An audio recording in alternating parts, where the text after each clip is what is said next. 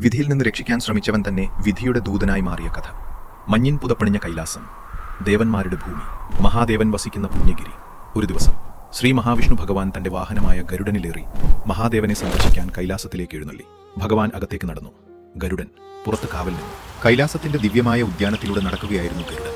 അപ്പോഴാണ് ഒരു കൊമ്പിലിരുന്ന് മധുരമായി പാടുന്ന ഒരു കുഞ്ഞിക്കിളിയെ അവൻ ശ്രദ്ധിച്ചത്.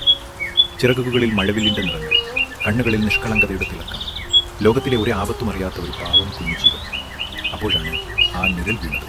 മരണദേവൻ യമരാജൻ കൈലാസത്തിലേക്ക് കടന്നു. അദ്ദേഹത്തിന്റെ ഓരോ കാൽവെപ്പിലും ഭൂമി വിറച്ചു. അദ്ദേഹത്തിന്റെ കണ്ണുകളിൽ യുഗങ്ങളുടെ കണക്കുകൾ നിറഞ്ഞു. പെട്ടെന്ന് യമരാജൻ നിന്നു. അദ്ദേഹത്തിന്റെ കണ്ണുകൾ ആ കുഞ്ഞിക്കിളിയിൽ പതിഞ്ഞു. ഒരു നിമിഷം നിശ്ചലം. പിന്നെ അദ്ദേഹത്തിന്റെ ചുണ്ടിൽ ഒരു വിചിത്രമായ പുഞ്ചിരി വിരിഞ്ഞു. ആ പുഞ്ചിരി കണ്ട ഗരുഡന്റെ നെഞ്ചിൽ ഭയം ആഴ്ന്നിറങ്ങി.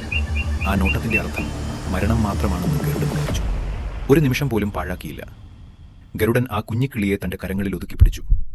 ആ കുഞ്ഞു ജീവന്റെ ഹൃദയമിടിപ്പ് അവന്റെ വിരലുകളിൽ അറിഞ്ഞു. പിന്നെ ചിറകടിച്ചു. മലകൾക്ക് മുകളിലൂടെ, മേഘങ്ങൾ കീറിമുറിച്ച്, കാടുകൾക്ക് മുകളിലൂടെ, നദികൾ പിന്നീട്, ഒടുവിൽ ആയിരക്കണക്കിന് യോജന ദൂരെ, ആരുമെത്താത്ത ഒരു വനാന്തരത്തിൽ, ഒരു പാറക്കെട്ടിൽ ഗരുഡൻ ആ കുഞ്ഞിക്കിളിയെ സുരക്ഷിതമായി ഇരുത്തി.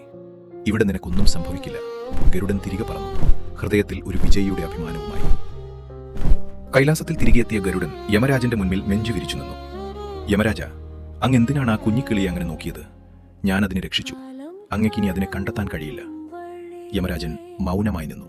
പിന്നെ ആ ചുണ്ടുകളിൽ വീണ്ടും ആ പുഞ്ചിരി വിരിഞ്ഞു. ഇത്തവണ കൂടുതൽ ആഴമുള്ള ഒരു ചിരി. ഗരുഡ, ഞാൻ ആ കിളിയെ കൊണ്ടുപോകാൻ നോക്കിയതല്ല, ഞാൻ അത്ഭുതപ്പെട്ടതാണ്. കാരണം എന്റെ വിധി പുസ്തകത്തിൽ ആ കുഞ്ഞിക്കിളിയുടെ മരണം ഇന്ന്, ഈ നിമിഷം, ആയിരക്കണക്കിന് യോജന ദൂരെയുള്ള ഒരു വനാന്തരത്തിലെ പാറക്കെട്ടിൽ ഒരു പാമ്പിന്റെ വായിലെന്നാണ് എഴുതിയിരിക്കുന്നത്. കൈലാസത്തിലിരിക്കുന്ന ആ ചെറിയ ജീവൻ അത്രയും ദൂരം എങ്ങനെ എത്തുമെന്നോർത്ത് ഞാൻ അത്ഭുതപ്പെടുകയായിരുന്നു. ആ ഉത്തരം നീ തന്നെ തന്നല്ലോ ഗരുഡ. ആ വാക്കുകൾ കേട്ട നിമിഷം ഗരുഡന്റെ ചിറകുകൾ താഴ്ന്നു. അഭിമാനം തകർന്നു. ശരീരം വിറച്ചു. താൻ രക്ഷിക്കാൻ ശ്രമിച്ച ജീവനെ മരണത്തിലേക്ക് എത്തിച്ചത് താൻ തന്നെയായിരുന്നു. ഗരുഡൻ ഒറ്റയ്ക്ക് നിന്നു. കൈലാസത്തിന്റെ അറ്റത്ത് ചക്രവാളത്തിലേക്ക് നോക്കി. അവൻ നോക്കിയ ദിക്കിൽ ആയിരക്കണക്കിന് യോജന ദൂരെ ആ പാറക്കെട്ടിൽ ആ കുഞ്ഞിക്കിളിയുടെ പാട്ടിന്നേക്കുമായി നിലച്ചിരുന്നു. വിധി ഒരു നദിയാണ്. നിങ്ങൾ ഏത് ദിശയിലേക്ക് നീന്തിയാലും അത് ഒഴുകുന്നത് അതിന്റെ വഴിയിലൂടെ മാത്രം. ചിലപ്പോൾ നാം ഒഴിവാക്കാൻ ശ്രമിക്കുന്നത് തന്നെ വിധിയിലേക്കുള്ള വഴിയായി മാറും.